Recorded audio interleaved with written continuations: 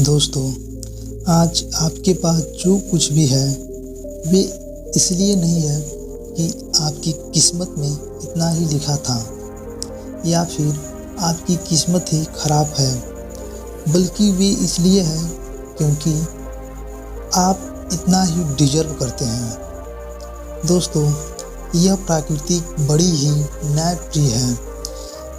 यह उसे उतना ही देती है जितने का वह हकदार होता है, चाहे वह ज्ञान हो या धन।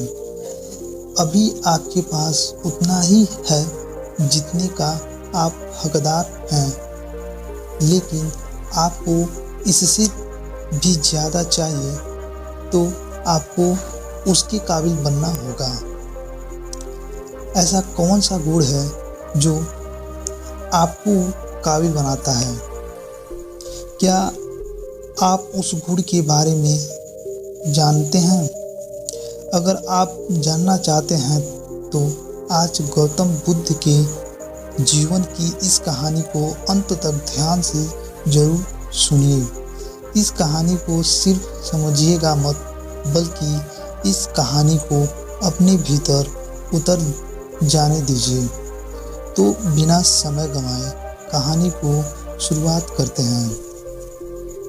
एक बार गौतम बुद्ध को एक सभा में प्रवचन देना था और जब सभा का समय हुआ तब बुद्ध वहां गए और बिना कुछ बोले ही वहां से चले गए। उस सभा में 100 से भी ज्यादा लोग बुद्ध का इंतजार कर रहे थे और बुद्ध के इस तरह का व्यवहार को देखकर सभी लोग बहुत अचंभित हुए, लेकिन किसी ने बुद्ध से कोई प्रश्न नहीं किया। अगले दिन फिर से सभा का आयोजन हुआ और दूसरे दिन सभा में लोगों की संख्या घट गई। इस बार तकरीबन 80 लोग सभा में बैठे थे। बुद्ध सभा में आए, लेकिन इस बार भी बुद्ध ने वही किया, यानी बुद्ध इस बार भी आए और बिना कुछ बोले ही वहां से चले गए। लोग दोबारा से अचंभित हुए, लेकिन किसी ने भी बुद्ध से कोई प्रश्न नहीं किया। अगले दिन सभा का आयोजन फिर से किया गया, लेकिन इस बार सभा में लोगों की संख्या और घट गई।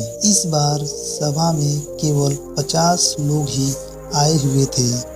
बुद्ध सभा में फिर से आए और उन्होंने इधर उधर देखा और बिना कुछ बोले ही सभा से चले गए। इसके बाद कुछ लोग क्रोधित भी हुए, क्योंकि लोगों ने अपने कार्यों को छोड़कर बुद्ध के प्रवचन को सुनने आए हुए थे। लेकिन इस बार भी किसी ने भी बुद्ध से कोई प्रश्न नहीं किया। दोस्तों, आप लोग जो इस कहानी को सुन रहे हैं, आप में से भी कुछ लोग मन ही मन में यह कह रहे होंगे कि अरे कितनी बार सभा का आयोजन होगा, और आप लोगों को भी इस कहानी को सुनते वक्त इरिटेशन होना शुरू हुआ होगा। जिन जिन लोगों को भी अभी इरिटेशन होनी शुरू हो गई है, उन लोगों को तो यह कहानी बड़े ध्यान से सुनकर समझना चाहिए, क्योंकि यह कहानी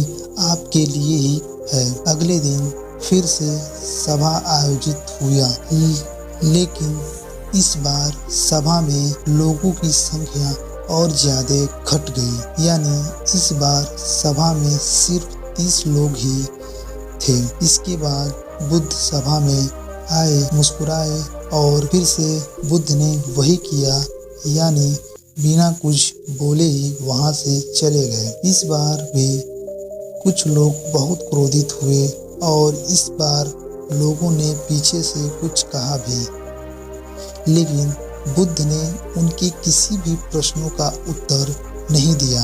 अगले दिन सभा का फिर से आयोजन हुआ और इस बार सभा में लोगों की संख्या बहुत ज़्यादा घट गई थी। यानी इस बार सभा में केवल 15 लोग ही आए हुए थे। इस बार बुद्ध सभा में आए, लेकिन इस बार बुद्ध अपना आसन ग्रहण कर लेते हैं। फिर बुद्ध बोले और उन 15 लोगों को उपदेश दिया और वे 15 लोग ही बुद्ध के भिक्षुक बन पाए। आगे चलकर उन 15 लोगों ने ही बुद्ध के ज्ञान को अलग अलग दिशाओं में फैला दिया। एक दिन बुद्ध से किसी ने पूछा कि भगवान, आप कई दिनों तक बिना बोले ही सभा में से क्यों चले जाते थे? उसके प्रश्नों को सुनकर बुद्ध मुस्कुराए और बोले, मैं उन लोगों को खोज रहा था जो लोग लायक थे। यानी कि पहले दिन 100 से ज़्यादा लोग आए हुए थे। उनमें से ज़्यादातर लोग सिर्फ आए हुए थे, उन्हें मेरे उपदेशों से कोई मतलब नहीं था, वे बस आ गए थे। और उनमें से ज़्यादातर लोग सिर्फ देखने और सुनने आए हुए थे कि सभा में क्या होगा। वे मेरे काम के लोग नहीं थे, क्योंकि वे लोग मेरे ज्ञान को औरों तक नहीं पहुंचा सकते थे।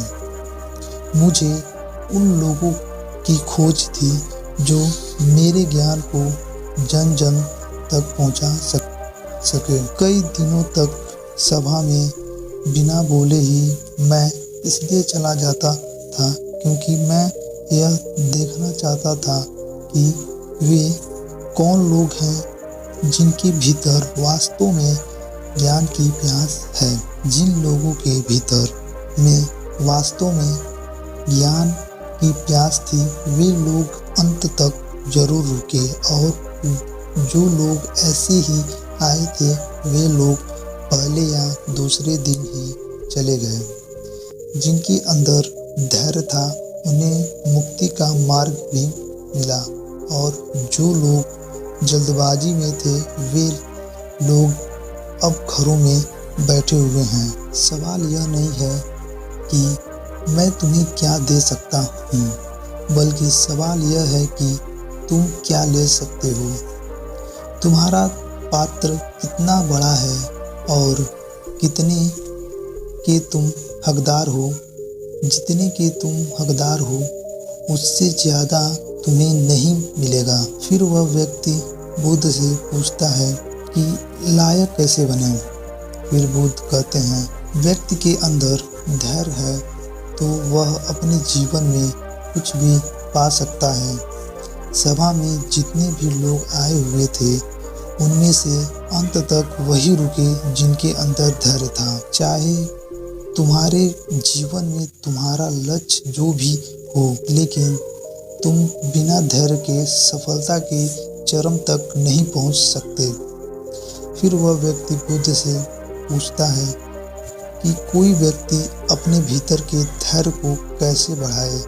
बुद्ध कहते हैं कि निरंतर अभ्यास के द्वारा हम अपने भीतर के धैर्य को बढ़ा सकते हैं। जैसे कोई व्यक्ति ध्यान करना शुरू कर देता है तो उसका मन उसके सामने कई सारे अड़चने लाता है, लेकिन उसका धैर्य एक दिन उसके लक्ष्य तक जरूर पहुंचा देता है।